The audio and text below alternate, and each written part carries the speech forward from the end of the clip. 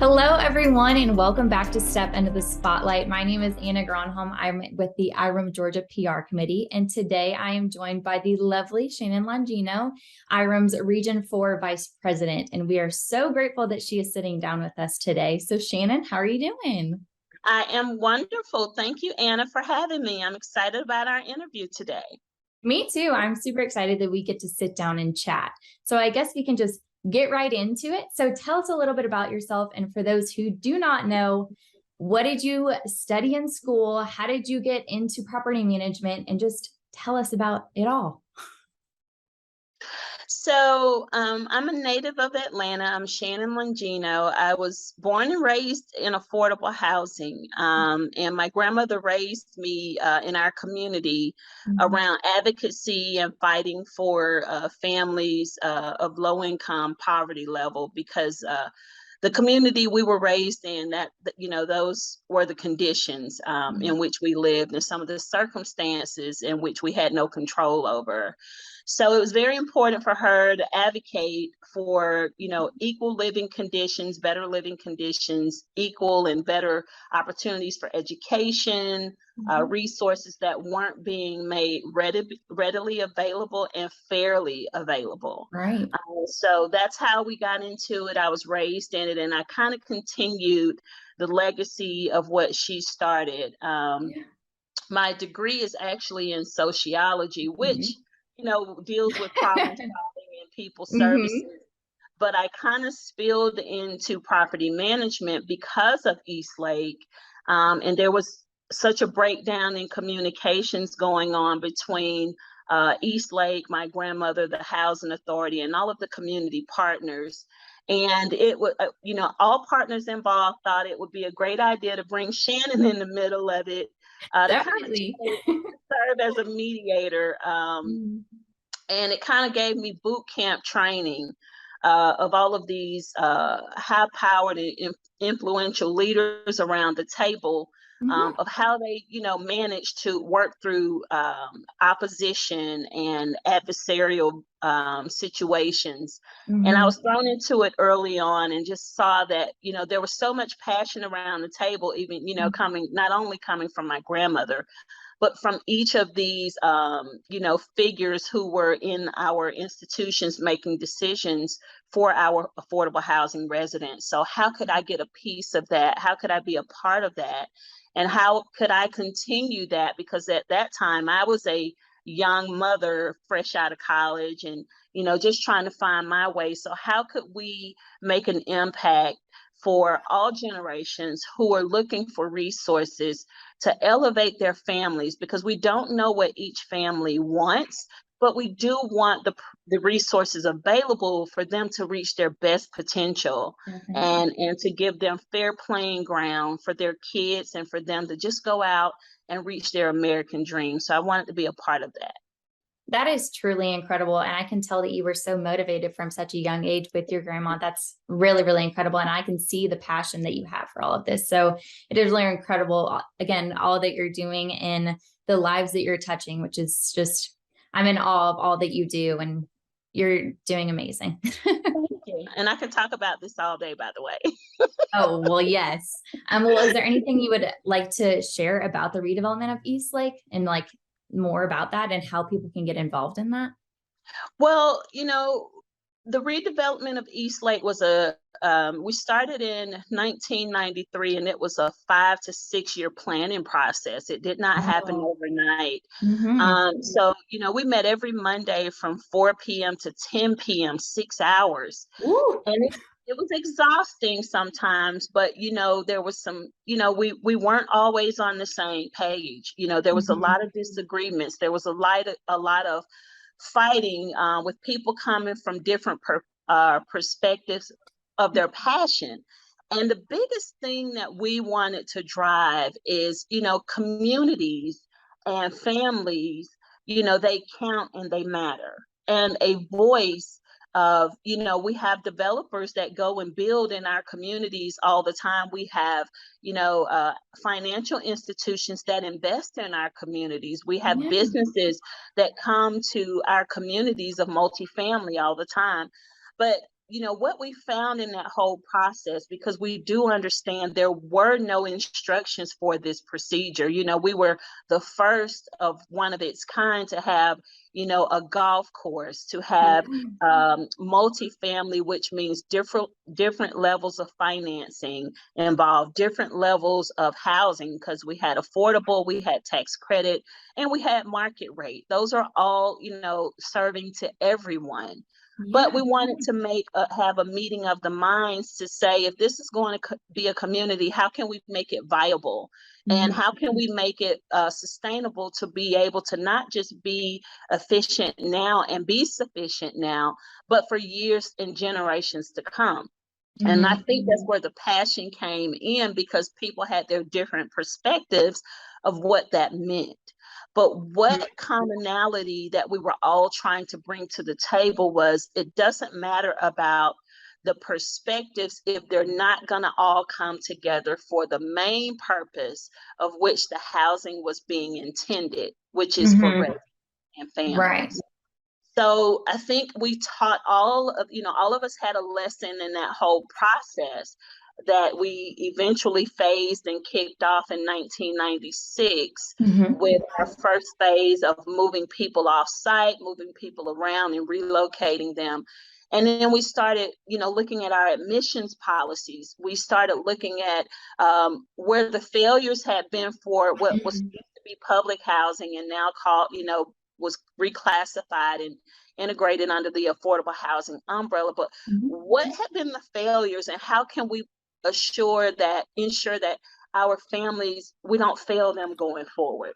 Right. How can we serve them going forward to where, again, these are things that don't come up and aren't a distraction or a deterrence from their successes, as far as them being able to provide and sustain as families. So what we did learn was building communities takes, partnerships. And you are not successful, and a community is not successful if the partners are not including every partner involved in which it impacts. And that means having a voice for the people that it will impact, because you want to have every piece of it working. And sometimes with affordable housing, that comes with social services, that comes with just working with your surrounding agencies to get involved, to make sure that residents are able to make their rent. They're understanding what a budget means. They're understanding that utilities and budgeting with utilities. I mean, some of the necessities that, we as people can take for granted, there are life skills that we still have to make sure that our brother and sisters who are not at that level or who haven't reached those elevated points, that we give them all of the necessary tools so that they can make decisions, have options, and be able to choose and pick where they feel those communities are, a fit for them, and to make sure they're walking into viable situations. Yeah, you're really going above and beyond what typical people would offer. It's really incredible that you're giving those resources and really teaching people so they can go out in their lives and be successful. And I think that's really amazing. And it says a lot about who you are as a person. It's really, really amazing. Thank you. You are involved with Eastlake, but you also do so many other things. So tell us, what are you currently working on?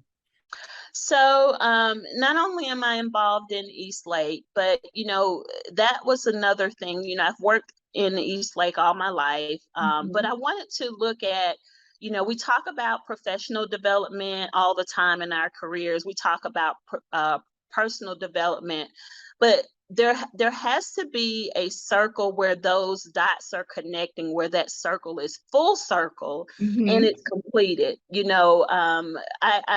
know when we were growing up, we used to do dot to dot puzzles, and you try to connect those shapes. But that's a metaphor for our life, dot to dot to dot. And how do we connect those dots to form, that circle of life that we want to leave as our legacy, that we want to not leave just, but live in our legacy. And we all as individuals have something to offer to make an impact, to not only make impact, but it's our legacy. And, you know, we as individuals, and it doesn't have to be a big East Lake. It doesn't have to be something as big as some of the things that I do or some of our members do. It just takes the individual to understand what they want to say about themselves and what do they want to portray to the world and leave as a footprint, not having to get up and say, hey, this is me, this is what I've done, but your actions and your work speak for themselves. Definitely. About what impact and how can you make a difference on this earth, you know? So I've also been intentional about the broader impact, you know, because we do have chapters in our lives. And East Lake was my book. It's my book. It's my story. It's my introduction. But there's chapters within of the book where whatever that happy ending will be, I will continue to work towards that, because there's so many chapters in this life. And as we know, different phases brings different things. Right. So East Lake is, again, it's ongoing and it's my heart, but there's a broader impact. So how can I do that? I had to take a look at, I have some other things to be doing. And this doesn't just exist in East Lake, it exists across our nation, you know, our world of people needing housing, people needing resources. So with that, I've aligned myself with some other agencies. You know, I serve on the United Way of Greater Atlanta. They have a Rockdale chapter where I live. I'm active in that, and I serve as a board member there. Again, that is making sure that families and children receive resources. They receive economic stability. They receive higher learning, college readiness. And that's where, that's the zip code where I immediately live. East Lake is, again, where I formerly lived, but that's still a piece of my chapter. So another part of that is me becoming a part of the Drew board, and I now chair that Drew board. But that again is going back to the families of sustainability, providing economic stable resources where we can better the quality of life, offer opportunities, and again, even the level of playing fields that these families are competing so that they again can be sustainable within their own rights. Right. Leadership Atlanta is one that it's a program that is an esteemed program for the influential leaders of Atlanta. It is a program designed for, it's a program historically and it's nationally known and recognized, where leaders around Atlanta, leaders of our city, and they're corporate leaders, they can be political leaders, they can be civic leaders, but there's about 1,400 people who apply to this program every year, and they only select 85. It is very competitive. It's one of the most competitive processes I've ever seen. Oh my And, gosh. I applied 2 times and was devastated that I wasn't selected. And, I know some leaders in our influential leaders in our city who said, I'm not doing it again. But, because I am, I was raised to not take no for an answer, I said, I'm going to go for it again. And Yes, ma'am. It wouldn't be that easy. But it was more so being determined and intentional about having a seat at the table in this room of game changers and movers and shakers of our city to help bring more awareness, and remind them that we all have a responsibility. Whether we work in Atlanta or whether we live in Atlanta, we have a responsibility to take care of those who are in need, because just because our needs are met, we can't be selfish in our influence. Take that influence and use it for the greater good. And that was my sole purpose, was to take my influence that I have so that I can go use it across the city, not just in our industry, because I do make impact in our industry and I make impact in our in East Lake. I make impact, you know, in other areas, but the city of Atlanta has so many things. And again, being a native, I know the ins and outs and some of the struggles and some of the oversights. So that again is another chapter in that book of Shannon. That I want to share, to where I bring awareness to affordable housing. I bring awareness to, you know, economically disadvantaged, underserved and overlooked families. And then what does that mean for the city abroad to, you know, include in their footprint as they continue to say, you know, Atlanta is a city too busy to hate. That means that you cannot leave anyone behind, that no one can be discounted, you know. So how do I be a part of that, you know, and how do I make a broader impact and just elevate the city overall to its next level of intentional serving of the residents in which, you know, they serve. So that's those are my platforms that I'm hustling and bustling on, but that's, you know, those are chapters. Yes, you are definitely involved in a lot and you carry a lot on your back, but I can tell that you are so passionate about it all and you've aligned your life that way as well. And you really are thinking consciously about what your impact will be and making that a positive impact and really making sure that the influence and like I said, the impact that you make is long lasting and will be sustainable, like you were saying. So that's, again, incredible. And I guess going off of that, how would you encourage people to get involved on that front? What would be like the first step for them? Well, remember, we just talked about legacy. And again, there's no instructions to what Anna's passions are or Shannon's passions are. Right. Whoever reviews this spotlight, I just want to encourage them to, a passion means it doesn't have to be what Shannon expects of them or what Anna expects of them or what society expects of them, but to dig deep and see what they're passionate about, because all of us have something to offer at every level. And sometimes when people say, oh, I'm a part of this organization, sometimes that means writing checks, sometimes that means being a donor. But let me just say to you, volunteering in an agency or an organization that drives your passion, that's priceless. You know, because fundraising is a part of it and donorship is a part of it. But when I tell you, I can't tell you how many agencies say we're looking for volunteers, you know, because all of us, you know, it's a hard time right now where, you know, people are economically challenged because of what's going on in the world. But if you don't have, you know, a monetary contribution for an agency, that's okay. Right. Go and volunteer. And, you know, you can have a love for pets, you can have a love for people, you can have a love for just many things, but find a nonprofit organization that just triggers your passion. There is one available. If you like kids, if you like pets, you know, if you like just, again, some type of service, because I guarantee you at some point in your life, you know, we, in our younger days, we chase money. You know, we want the press, we want to make all the money in the world. But as you continue to grow in life and grow in your careers, you will say, there's something more meaningful I need to be doing.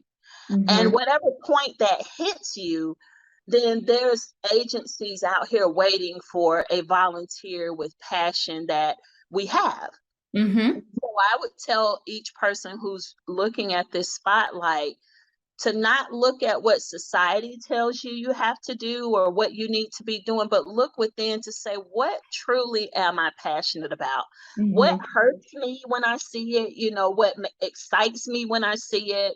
You know, what triggers an emotion in me when I see it? That's a passion. That is a passion. And Yeah. it's not hard to find if we were able to, if we felt an emotion behind it, that's a passion. So I would say whatever has triggered that emotion in you, that means there's some passion there, and find that and get involved. Mhm. I love that you say that, because I always try to encourage people to try everything and then afterward reflect on it and say, did I like that? Was I feeling this, XYZ? And then ask yourself why, and then move forward. Because if you put yourself into these volunteer situations, or you don't actually, if you don't put yourself into these situations, you would never know Yeah. the emotions that it could bring out in you. And then, Right. you would never do that. So I love that you said that. One thing I also wanted to add, Anna, Mhm. is IREM, and that's how you and I Yes. connected. Right. IREM is a great start for our professionals if they're trying to find out what their passion is and where Mhm. do those passions fit. IREM has so many things that they offer. We have committees that Right. people can serve on. We have community outreach too, Mhm. if you want to even go into a humane um, uh, sense of purpose. Those are so many things that we have readily available too for our Right. members to think about. So if you're trying to just start a starting point, don't be intimidated by what's all out there, because again, look at it as a great problem of options to have. Mhm. And again, just exercise those, but start with IREM if there's a question of what do I want to do and what's next. But Mhm. there's so many ways to volunteer within IREM. And then IREM also, again, we have human um, experiences of volunteering with Yeah. some really passionate agencies that we have partnerships with and have volunteered with for years. So not only inside of IREM have I been passionate about some of the agencies in which we volunteered, but Mhm. outside as well. So again, it's just walking in purpose and understanding those agencies and just some of the opportunities in which would be a great fit for you. Yeah, that's definitely a good point. IREM is obviously super incredible. Like we have both experienced, and you have taken a next step in that to be the Region 4 Vice President. So tell me, what have you done this past year? What do you want to do for the next following months and all of that to make an impact on our IREM members? So I've been a part of IREM since 2006. Mhm. And with that, I've watched IREM go through, growth. I've watched IREM, just try to identify how we can be better as, a platform to reach our members, to continue to be relevant, to continue to be present and kind of transform with the trends and the moving of our industry, because we Yeah, do understand in our industry, no 2 days are the same. not at There's all. but that's the magic and the passion that draws us to this business, because it's a ministry, meaning because we don't know what comes from day to day, we're excited, we're ready, and we're equipped Mhm. to handle those things. And I will tell you, I used to just come to IREM and just come for me, and I come, and just try to get out of it what I needed for me. But as again, we talked about growing inner self and just growing in our careers, Mhm. you find out there's some more that I need to be doing. Yeah. I just did not be, I wasn't just planted on this earth and instilled, installed in this universe just to hold a warm seat. There's something that we need to be doing. And I Mhm. got involved with IREM because I wanted to be, people can have complaints about stuff. What's working, what's not working. I don't like this, I don't like that. But understanding the only way that those things move is change. Right. So to be a part of that, you know, how can I help make that happen? Or how can I be a part of that change with the things that I see that I like and what I don't like? But Mhm. to not do anything, at that point, I become a part of the problem, because because again, I'm just really a critique and not really willing to be, a working soldier towards the resolution. Yeah. So that was part of it. And as I've continued to be involved, I've looked at the different things that just not the local chapter offered. I was looking at what does national offer. I learned more and more as I attended global summits, as I started going to regional meetings. I learned more and more, and I just continued to get triggered.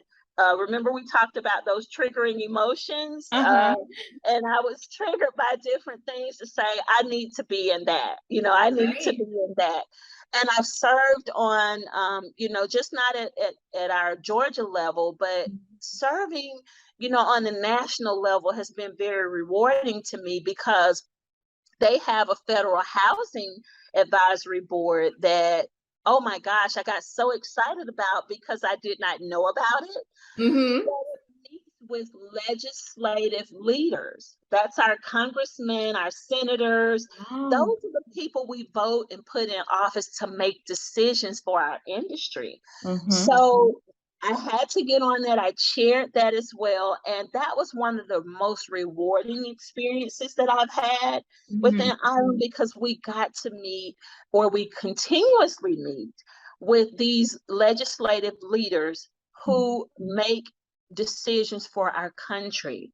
And they value IREM's partnership. They value they value IREM's expertise, and the professionals that work within IREM to say, we want to hear what's out there. We want to hear what you have to say. So to be in front of those legislative leaders, and they were writing down and taking notes from people who are doing this work every day, so that we talked about connecting those dots, to make one piece fit the other, or try to make them correlate, to make the decisions that are impacting our industry and our residents, our families, our owners, our developers, our landlords, to make sense of the legislative decisions that they put in place, in the laws. So that's one of my favorite and most rewarding.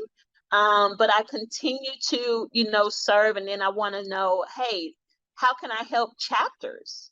If you go to some of the regional meetings and you go to Global Summit, you hear of some of the chapters who are having, so many exciting things going on, and they're just as successful. And IREM Georgia is just a rock star. Let me just say that all day, every day. But, there are chapters that aren't as successful as IREM Georgia, and not that they're not trying, but how can we share resources? How can we share ideas? How can we share networking opportunities? How can we do mentoring? How can we reach out to those who are just coming in the industry, who are taking on positions and volunteering, but may not have a direct connect to someone? So those are things that I wanted to expand, not just for Georgia, but I wanted to expand for our region, because again, I'm one of those, if we're in the room together, we should all be winning together. So, I don't need that, oh, we're superstars, when I want to see we're all superstars and everybody's winning. So that was one of my motivations for becoming a regional VP for them. And I've been excited about our chapters. I think each chapter is special within its own right. And each one of them, I think the energy that we that we put off is the same energy that we'll get back.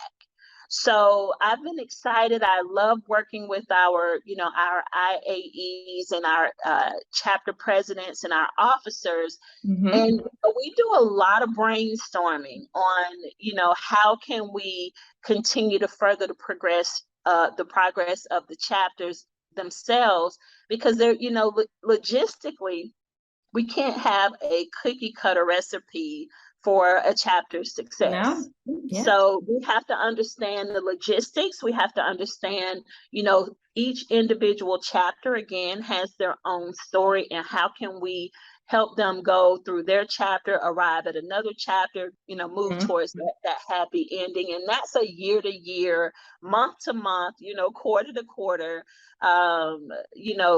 walk. And I just want to help them through their journeys of whatever they're intending, what their goals are.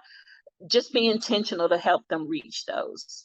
Yeah, I can really tell that your problem solver skills really come out within your role here with IREM, and you are really making sure that you are listening to everybody and making sure that, again, you're understanding all the logistics, everything that they're going through, and putting yourself in their shoes to help them succeed. So I think that is truly incredible, all that you're doing, and you're making a huge impact on everyone at IREM, not just IREM Georgia, but we are so grateful to have you, and we need to clone you for many, many times so everybody can have a Shannon Longino. Thank you, Anna. So sweet. Thank you. Yeah. So Shannon, what has been your favorite memory with IREM? One of my favorite memories will have to be the superhero theme, where we did the IREM superhero theme. What superhero were you? Yeah, I really had to come out of my comfort zone. As much as you guys think that I'm very outgoing and all of that, you still have to kind of hype yourself up to stick with it and go in hard, for the delivery.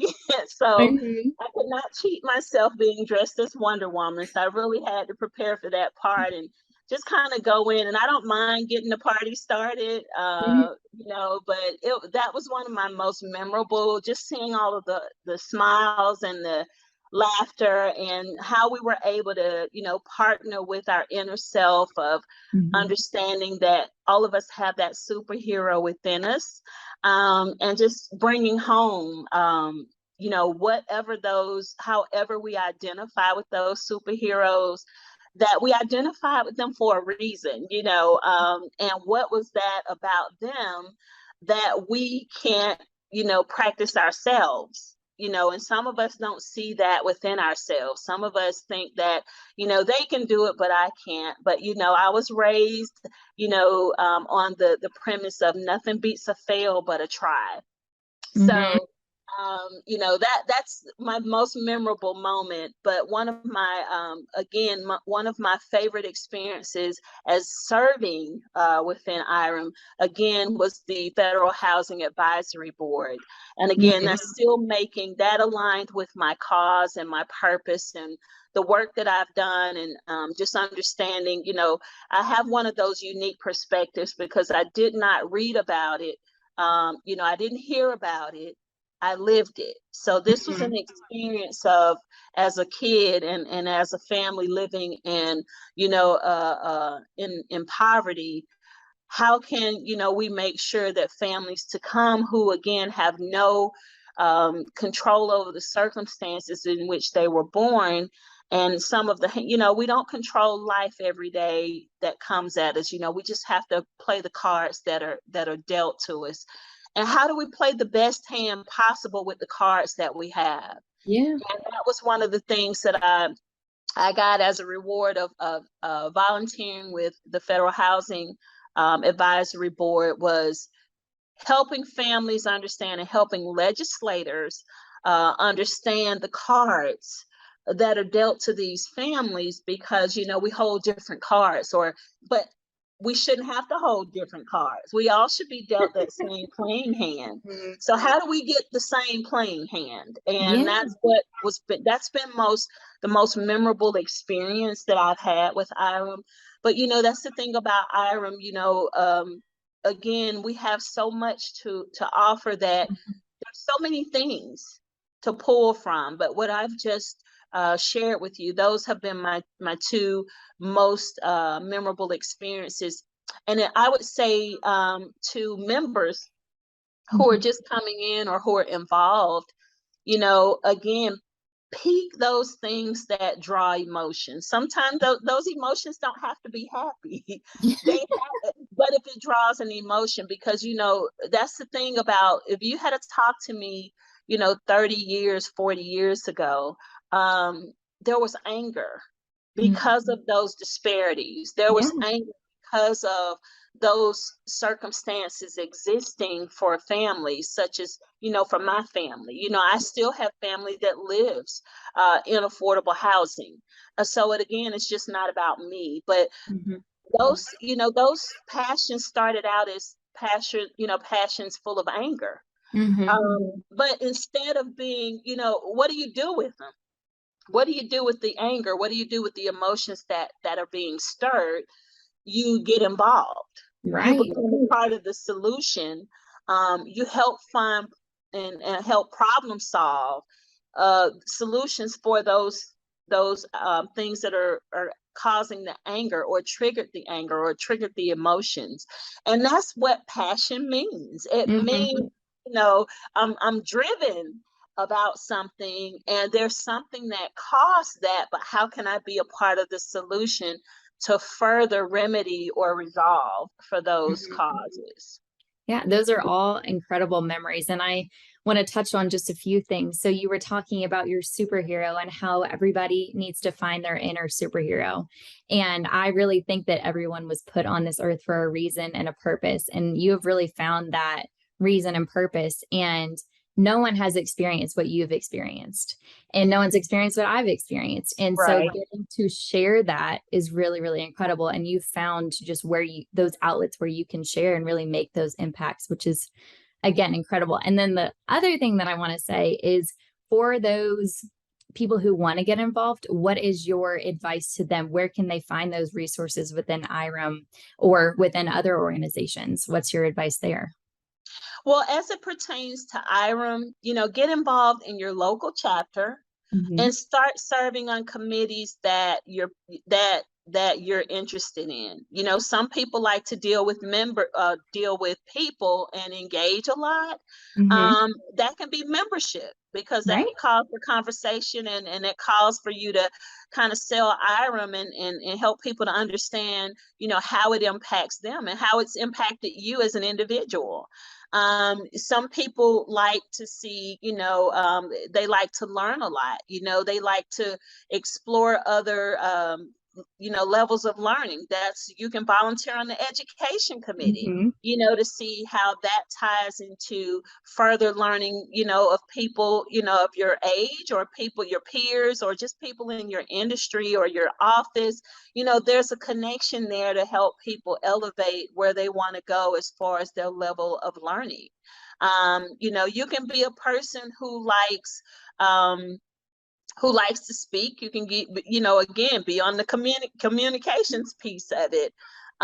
There's so many different committees that we have. You can like to be a person who's full of personality, and who likes to have fun, and who likes to, just do things different and keep things exciting. That would be a person who can easily support the program committee or get involved with events. So it just depends on what that person's looking for. But even a step further, if you're a person of humanity, if you're a humanitarian, you're philosophical, there's agencies within the United Way. There's so many nonprofits around our state, around our city, that you can easily Google to say, I love working with children. Or you have people whose parents or who's had cancer in their family. There's the Cancer Society.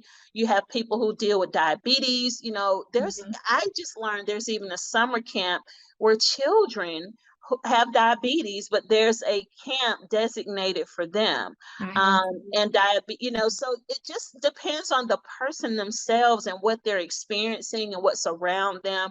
But find that passion for that, for whatever's around you, and then be a part of it. We have to find solutions to this world ongoing, but we have to also find partners who are willing to help problem solve. And being a volunteer makes you a partner. It makes you a stakeholder in that cause. And, you can be involved, again, not just by donating, but volunteering. So, again, there's so many options out there, and there's really no reason for you not to explore your passion and be that best person, and again, try it out. There's no rewarding feeling more than helping someone. And I mean, I feed off of it because I do know it impacts people, and the smiles to me are priceless. The person's just how you've touched that person and made impact. So smiles are payback for me. You know, people being able to get up and smile about a situation where it once was one that caused them one of pain, one of hurt, you know, one of disgust, one of anger, whatever it triggered. But again, the happy ending is knowing that there was a solution and the person is better off than which they started. So, you know, just keep that in mind. Yeah, definitely. Just take that first step and then see where everything goes, and you'll really Yeah. see that you make a impact way larger than yourself. So that's, Right. I Yes. love that advice. So moving, kind of ending our interview, is there anything else you would like to share with our IREM members or IREM Georgia members or whoever is watching this? Is there anything that you would like to share? Just understanding that no 2 days are the same. Whatever we experienced yesterday was a moment in time. Mhm. It was a day that has surpassed, but it was a day that we could learn from and Mhm. apply it to the new beginning that we have today. I need that plastered somewhere. I need that on a poster. Shannon, you are so incredible. And again, thank you so much for sitting down with us today. We really appreciate it. And I guess we'll see you guys next time. Thank you. Thank you.